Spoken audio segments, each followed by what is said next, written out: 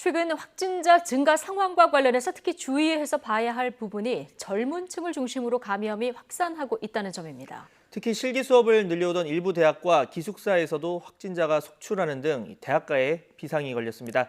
현장 나가 있는 취재기자 통해서 자세한 내용 알아보겠습니다. 엄윤주 기자. 네, 서울 신촌거리에 나와 있습니다. 네, 지금 대학이 밀집해 있는 신촌에 나가 있는 건데요. 최근 대학가에서도 확진자 소식이 이어지고 있습니다. 지금 대학가 분위기 어떻습니까? 네, 제가 나와 있는 이곳은 대학생을 포함해 젊은 층들이 많이 몰리는 곳입니다. 점심시간이 다가오면서 식사하러 나온 이들의 발걸음도 조금씩 이어지고 있는데요.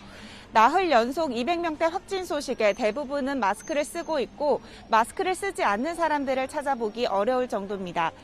대학가 확진 소식이 잇따라 들려오자 캠퍼스 주변 음식점과 카페는 방역 수칙에 좀 더 신경 쓰는 모습이었습니다. 가장 많은 인원이 감염된 곳은 경기 화성에 있는 수원대학교 미술대학원입니다. 경기도가 오늘 오전 10시 발표한 자료를 보면 김포와 용인에서도 이곳 관련 확진자가 추가로 발생했습니다. 두 사람 모두 기존 확진자의 접촉자로 확인됐습니다.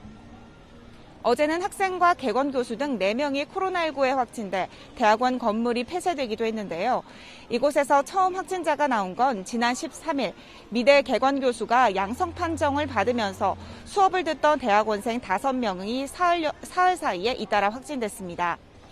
또 밀접 접촉자로 분류됐던 교수의 아내와 아들이 확진됐는데 이 가운데 한 명이 속한 동호회 회원과 지원까지 감염되는 등 자차 전파 사례도 나왔습니다. 연세대학교 신촌 캠퍼스 음악대학에서도 어제 코로나19 확진자 2명이 나왔습니다.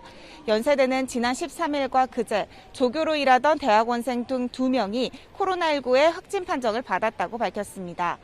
대학 측은 이들이 지난 11일부터 이틀 동안 음악관 건물을 출입한 사실을 확인하고 이들의 밀접 접촉자를 대상으로 검사를 받도록 안내하고 있습니다.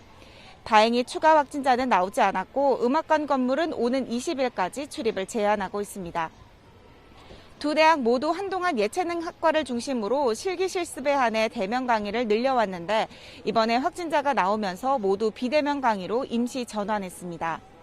한양대학교에서는 기숙사에서 생활하던 학생 1명이 확진돼 접촉자 검사를 진행하고 있습니다.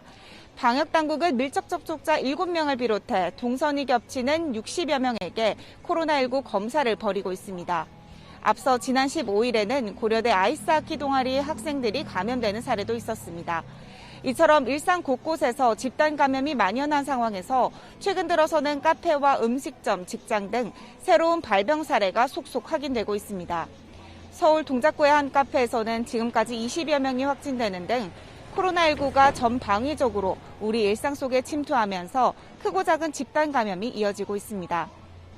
특히 최근 일주일간 확진자 연령대를 보면 40대 이하가 52.2%로 젊은 층의 비율이 증가하는 양상입니다.